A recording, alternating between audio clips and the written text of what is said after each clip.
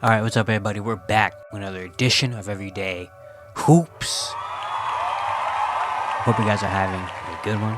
Today's video, I'm going to be talking about the New Orleans Pelicans. I've said it in many other videos before. If you watch the channel and watch some power ranking videos and stuff like that where I talk about different teams, I've been saying this about the New Orleans Pelicans. They are the most confusing team, I feel like, in the NBA to me. And I feel like maybe a lot of other people see it too. But I'm going to talk about the Pelicans here today. They've been playing really good basketball recently, and I still am very confused about what team they actually are and how good they are and stuff like that and compared to other teams in the West. We're going to talk about all that here in today's video. Thank you guys for the views on the videos and the shorts recently. I really appreciate it. If you enjoyed the content around here, consider subscribing, like, turn notifications, all stuff like that. I really appreciate it. Really helps out a lot. Link to my Twitter, description down below. And yeah, don't waste any more of your time. Let's get right into it. So looking at the New Orleans Pelicans, they're currently 39-25, sitting at 5th right now in the Western Conference. They're currently on a 4-game win streak, and they've been playing some really good basketball. I feel like to start the year, they kind of were up and down-ish. They had some good, some bad. They were really streaky at one point, but then once December hit, I feel like they started to get it together. Since December 1st, they have gone 29-16, which is the 6th best record in the NBA in that span of time. And yeah, because they started off the year, they were kind of hovering around 500, not really known, but then they got healthy. Since December, they have been one of the better teams. They're currently on a 4-game win streak. They won 5 of their last 6 games. They have been really good as of recently, and they're still very confusing because they do have some good wins, some weird losses. I don't know. When you look at their stats, and like their team stats and where they rank amongst the other team, it's like they're not really especially, I feel like, good at anything, but they're also not bad. Like, looking at some of their numbers, looking at offensive numbers first. Points per game, they're 13th, so about average. Field goal made, they're hovering around average, 12th. Field goal attempts, they're 23rd. Field goal percentage, they're in the top 10 at number 8. Three-pointers, they're 16th in makes, 23rd in attempts. So they're not a crazy three-point shooting team, but they're top 5 in three-point percentage. Even free throws, they're 12th in free throws made, 8th in free throw attempts. Rebounding, they're 12th in offensive rebounds, 9th in defensive rebounds, they're 7th overall rebounding. Assists per game, they're 11th. Turnovers, 12th. Steals, they're 3rd, which is good. Blocks, they're 17th. Like, I feel like all their numbers are kind of just like, okay. They're about above average to average, maybe even a little below average in everything, but they're not really amazing at one thing, but they're not also horrible at one thing. You look at their rating, offensive rating, they're the 8th best offense and the 6th best defense and 4th in net rating. So those numbers right there show top 10 offense, defense, top 5 net rating. Like, they're supposedly a really, really good team, one of the best teams in the league. Even their pace is 16th. True shooting percentage, 10th. Effective field goal percentage, 11th. Like, all their numbers are just, like, good. Nothing amazing, but they're just good. You know what I mean? Like, even points off turnovers, they're 5th. Second chance points, 8th. Fast break points, they're 14th. Points in the paint, they're top 10. Even their defense. Defense is the same. Look at all their defensive numbers. It's like, all right, they're solid. Like, opponent points off turnovers, 11th. Opponent second chance points, 8th. Opponent fast break points, 11th. Opponent points in the paint, they're top 5. Then opponent points in the paint. Look at their opponent numbers. Their defense is getting better and better as the season gone on. And there's even as soon as March started, in March they have been really good, especially on the defensive end. Out of their 4 games in March, 2 of them they have allowed under 100 points, and that was to Toronto and Philly. And then Indiana, they only allowed 102 to one of the best offenses. Then against Atlanta, another one of the best offenses, only 103 points. So in their last 6 games, 3 of those last 6 games, they've allowed under 100 points. So their defense is really starting to take a turn. Looking at some of their defensive numbers, opponent field goals made, they're number 4. Field goal attempts, they're 15th, but opponent field goal percentage, they're top 5. So they're not letting teams make easy shots. Their threes has been something all year that's been very interesting. They're 22nd in opponent three-pointers made. Opponent three-point attempts are 29th, but opponent three-point percentage is number 1. So they give up the second most amount of threes per game, but teams are shooting the ball very bad against them from 3. So they're kind of living on a little bit of a risky hill, where they're like, all right, they're going to take a lot of threes, but they're not going to make a lot of threes. We're going to contest them at a good rate. Even their free throws, opponent free throws made, they're 8th. Free throw attempts are 8th. Free throw percentage is, where are they here, 11th. So they're not bad at giving up free throws or anything. Opponent rebounding is 11th.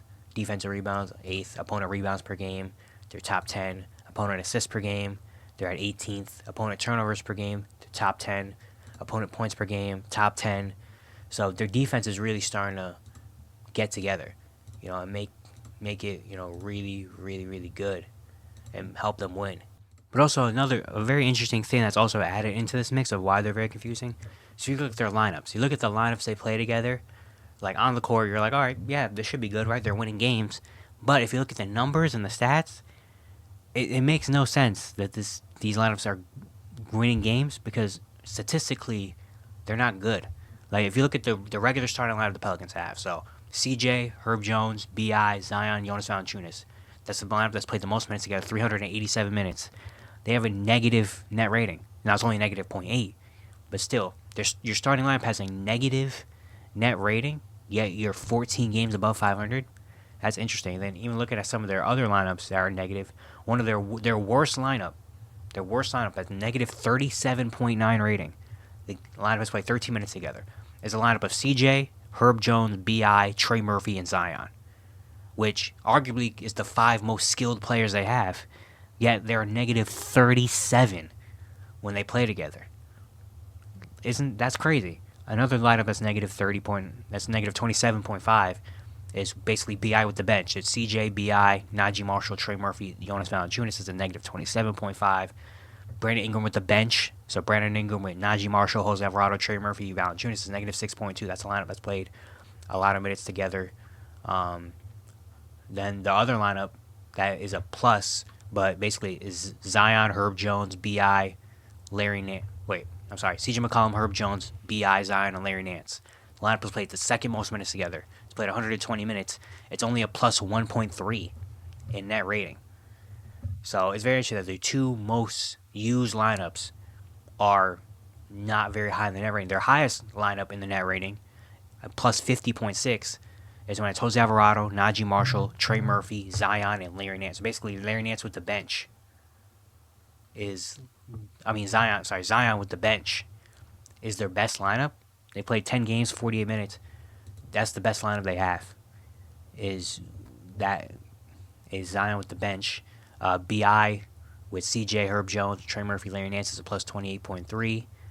So it's just very interesting to see that if you look at their lineups on the court, like the regular lineups that they play the most often aren't that good for some reason. But when it comes to Zion with the bench, or Bi, when it comes to Zion with the bench, that's the best lineup they have. So it's really interesting to see your starting 5 is a negative net rating, yet you're 14 games above 500. That's just really, really weird. And another thing that's very confusing also about this team is not a really good team in the clutch. Look at their clutch games. They are 10-13 in clutch games, the 22nd best clutch team in the league. They have a lower winning percentage in the clutch than the Portland Trailblazers. The Portland Trailblazers have more clutch wins than the New Orleans Pelicans. Now they've played a couple more games, but still, they're 10-13 when it comes to the clutch. They're under 500. And looking at some of their clutch numbers, it's not very good. Clutch points per game, they're 26th. They average only 7.2 in clutch. It's determined by 5 minutes or less. It's like a 5-point game or something in that, vicinity, whatever. But yeah, they're bottom 5 in the league in clutch points per game. But the clutch field goal percentage is top 10. The threes in the clutch, they're the worst 3-point shooting team in the clutch. They're 30th in 3-pointers made. They are 30th in 3-point attempts. And they're 29th in 3-point percentage. Only the Grizzlies have a worse 3-point percentage in the clutch. So they cannot hit the threes that matter in the clutch. And their free throws, 24th in free throws made. They are 17th in free throw attempts. Free throw percentage is 30th in the clutch. So they're not making opportunities in terms of easy free throws and easy ones in the clutch. And then look at some of their other numbers. Rebounding in the clutch, they're 23rd. Assists in the clutch, they're 16th, so about average. Turnovers in the clutch, they are 29th. They average the second most turnovers per game in the clutch, only behind the Portland Trailblazers. And then their plus minus in the clutch, 24th, a -1. So in the clutch, they're a really bad team. And look at their number. They're the 26th rated offense and the 22nd rated defense when it comes to clutch rating. And they're 28th in net rating, negative 16.8.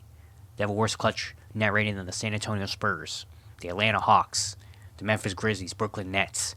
They're only better than the Pistons and Wizards. They're only better than the Pistons and Wizards in the clutch.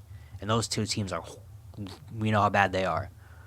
So, yeah, that's another interesting thing that comes into play is that when they're in the clutch, they can't win games. And I've seen it watching some of the games that they play, especially the close games, the clutch games. They're just very odd. It kind of gets to like a point where it's like BI trying to create everything for, the team, and it's just not really working because in the clutch you gotta go more to BI than Zion because it's Brandon Ingram's game. He loves to dominate in the mid range and can get tough shots and stuff like that. But it just hasn't really worked in the clutch yet. I say all that, they have bad lineups and they're not good in the clutch yet. They have a top 10 record in the NBA because why not? Apparently, huh? Look at their last couple games, gotten some good wins. They've been playing some really good basketball as well. They have a chance. They have a blowout fact. They have a chance to blow out any team just because the depth they have and the lineups they have. The players they have can go off. Like, of course, Zion can have big games. Bi can have big games. CJ can have big games. But you can add in Trey Murphy can go off and hit 7 or 8 threes in a game. They have sharpshooters, guys like Jordan Hawkins off the bench that can go on and hit 4 or 5 threes. Najee Marshall can make winning plays. Jose Alvarado, Larry Nance Jr. They have a factor where once they get hot, it's not going to stop for the New Orleans Pelicans. I've seen that also this year. They've had big blowout scoring games just because 3 or 4 players got hot and then it was over. And the one good thing about the Pelicans that's been said the last couple of years is that they have a lot of depth. I mean, you have Trey Murphy, Jordan Hawkins, Jose Alvarado, Larry Nance Jr., Najee Marshall. Those are 5 really solid role players. Add in Dyson Daniels before he was injured, who's having a really solid season. You even have Jeremiah Robinson Earl, who I like as a solid big that's high IQ guy. Matt Ryan is a reliable 3-point shooter. If you need some 3-point shooting, you can throw him into the lineup. He can go and hit 3 or 4 threes in a game, and all of a sudden that changes things. Like, they have depth as well, which is why they're another very interesting team because apparently the bench lineup is better than the starting lineup. When you look at some of the lineups that they put out there and some of the plus minuses and ratings of it, is very interesting. They're also a team that did not have an All-Star at the All-Star game, even though they were sitting comfortably in the top 6 in the Western Conference. That's also because they haven't really had one of their guys that's been an alpha. They haven't had the 1A. This team has been more by committee. Even though they do have guys that can be 1As and stuff, it just hasn't really worked that way. They've been more of a by committee type of team. Zion not having a great statistical season, especially compared to his last couple years. Like, he's averaging the least amount of points per game in his career. Even his rookie year, where he averaged 22.5. He's averaging 22 points per game this year, 5 rebounds, which is a career low. But 5.2 assists is a career high. 57% from the field is a career low. Free throw percentage is almost at a career low compared to his, only above his rookie season. So statistically, Zion's having actually one of his worst seasons of his career.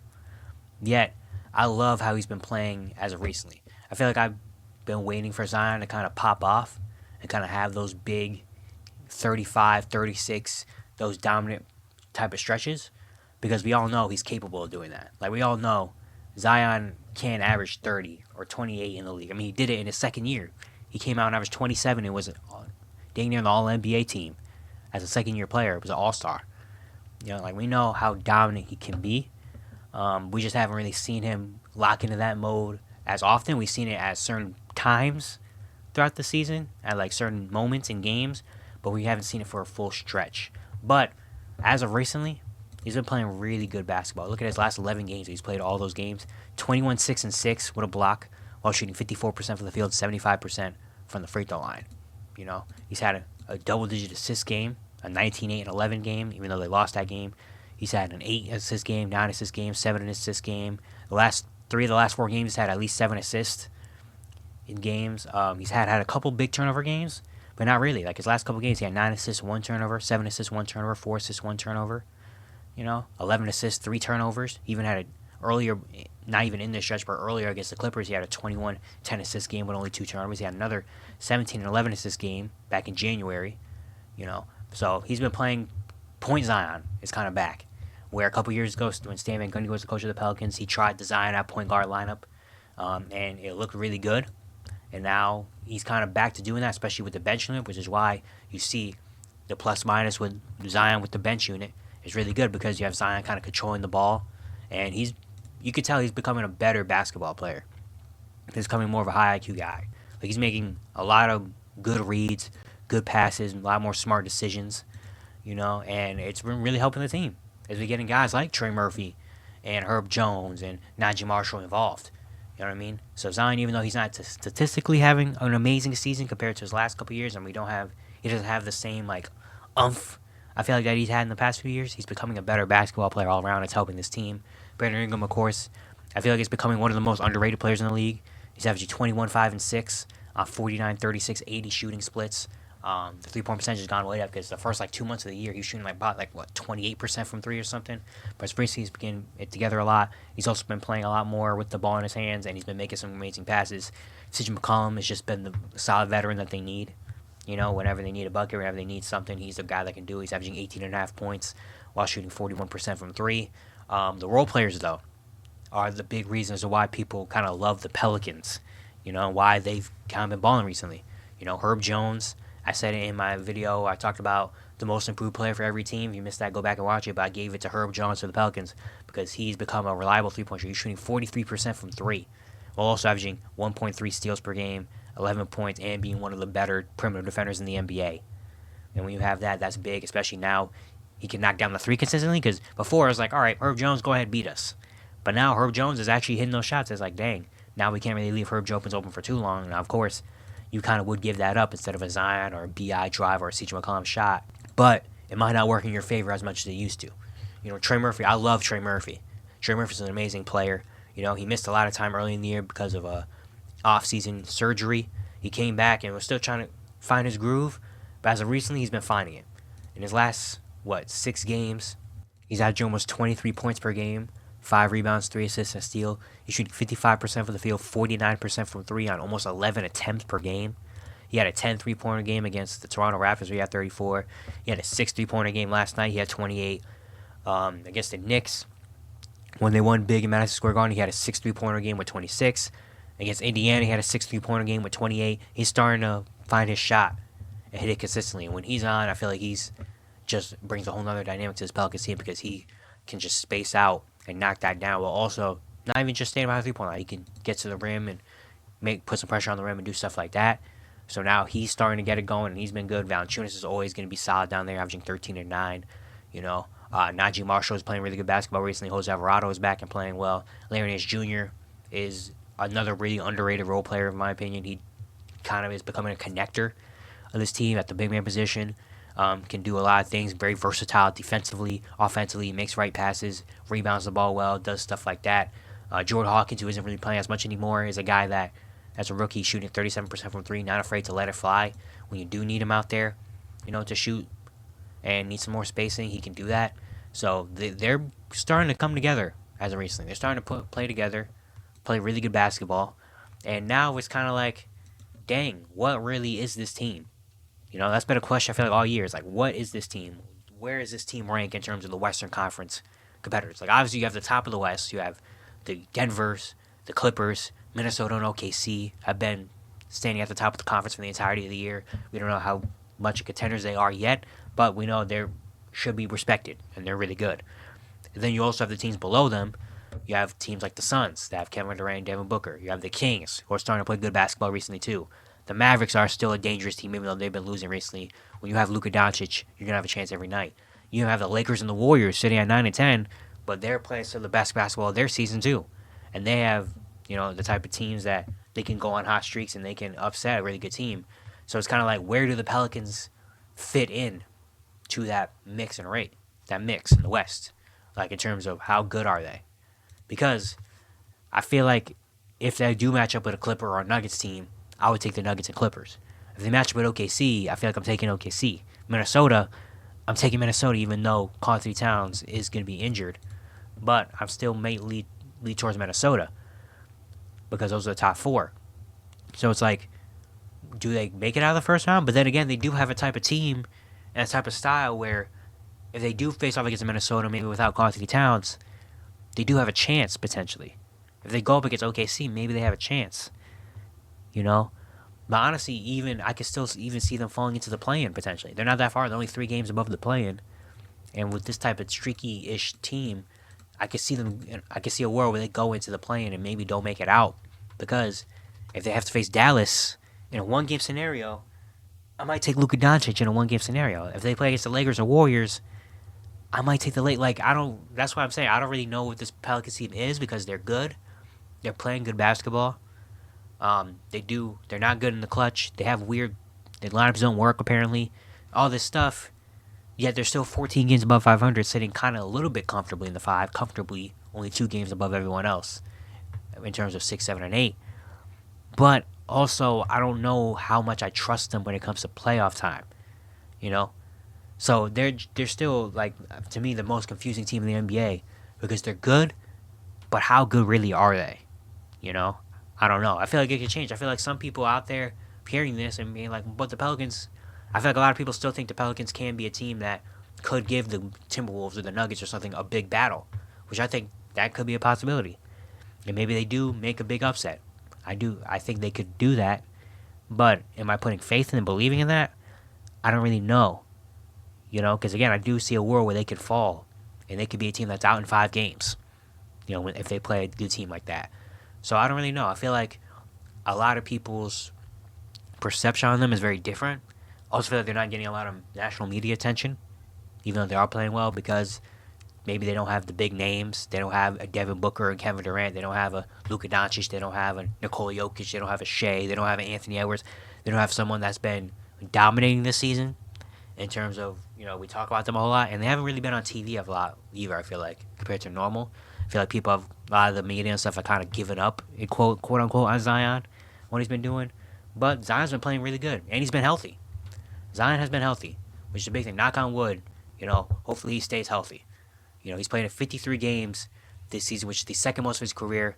Back in the 2021 season, he played 61 games. That was his, you know, all-star year where he averaged 27-7 in his second season. You know, but he's on track, most likely, to play in the most games of his career this season, which is big, you know, which is huge for this team. It's been the one thing that we talked about the last couple of years, like, oh, if they're healthy, they're healthy now. And now we're kind of seeing this team kind of jump and look like the team we thought they were going to be, you know, like we thought they were going to be when they were healthy. But the Western Conference is just so stacked that I don't really know where I see them fit in. But right now I'm just going to sit back and watch them and see what happens and see what I like in the last 17, 18 games or whatever left we have in this season. But, you know, yeah, they're still very confusing to me. But let me know in the comments what you think of this Pelicans team. Do you think they're a top team in the West? Do you think they're a first-round exit? Where do you think this team is right now? Because I'm really interested to see what other people think of New Orleans. But yeah, it's going to be it for today. Hope you guys enjoyed. Once again, enjoyed the content around here. Consider subscribing, like, turn notifications, do all stuff like that. Really appreciate it. Really upset a lot. And yeah, I'll see you guys tomorrow.